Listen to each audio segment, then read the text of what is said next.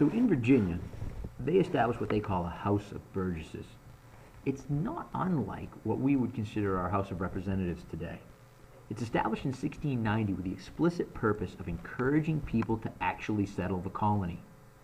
Yeah, it's kind of a cool idea, actually settle the colony, because when there's no one there, there's no one to govern. It's made up of a governor with 6 local big shots, they're called the Governor's Council, and representatives. They'll actually be representatives of each county as time goes on. Their job? Well, they could enact laws for the colony. The governor could veto these laws, as could the investors in London. So while the self-governing day-to-day business happens in the colonies, the big rules can still be checked on by the governor or by the investors who are left in London. Now, reason for this, pretty simple. It takes about 3 months to cross the Atlantic in a ship. So, if you sit there in Virginia and let every decision be made in London, you're waiting about 6 months between when you dispatch the question to when you get your answer back. And that's problematic. There are urgent things that need to be decided on a day-to-day basis, so you need some sort of a local governing body. Now, there were restrictions that they placed, specifically on land ownership because of how big a deal land ownership was. It said only males over the age of 17 could own land. Now, it didn't initially differentiate between white and black because initially it was just these white guys from England who were there. And literally, I mean that, white guys from England. When the colonies first founded, there are no women. They're there on an economic mission, so their purpose is a little bit different.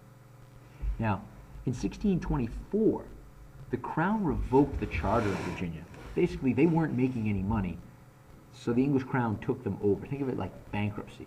And a lot of the power and authority of the Virginia House of Burgesses went away.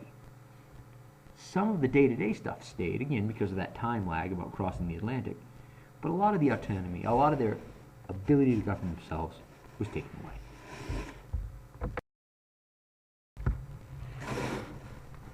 So we have 2 colonies that have been relatively self-governing, that have done things that change the way English colonists view themselves.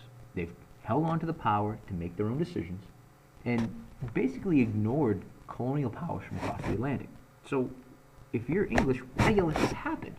Why do you let these places that are colonies, supposed to exist for your benefit, do whatever they want? It doesn't seem logical. Wouldn't you want to keep good tabs on these people? Well, there are a couple of reasons why England let it happen. The first off is that they're not the ones, that is the government, they're not the ones who actually settle these colonies. The colonies are settled by private companies. So, in effect, if Google suddenly wanted to start making technology on the moon, the US government would have little jurisdiction there. I mean, Google's on the moon, it's not the US, it's Google. When Google failed and lives were in danger, well, then the US government would step in. So this is what happens with the colonies. You also have to look at the idea that England was not simply sitting there staring at the colonies going, oh, jolly good, that looks lovely, and all happy, perky, and drinking tea and stuff. No, England had its own problems. First of which was, well, the Civil War I mentioned earlier. They go through about 15 years of fighting each other pretty heavily. This comes after the 1580s, when we had the Spanish Armada. We had the takeover of England by Protestantism and the establishment of the Anglican Church. We have an attempt by a guy from Scotland named Guy Fawkes to blow up the English Parliament. We have the fact that Parliament is trying to define itself as a representational government.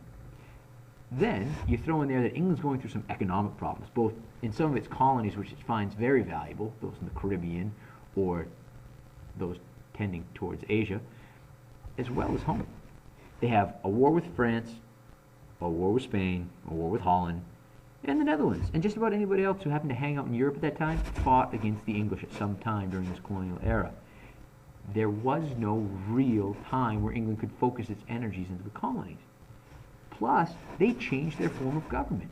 They go from divine right of kings with King James to a dictatorship under Oliver Cromwell to a constitutional monarchy with William and Mary. I mean, it's just a rapid change, or period of change in England that results in a transformation of English society.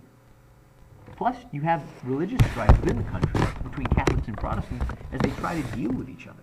So England's got these colonies just sort of doing their own thing because they're distracted.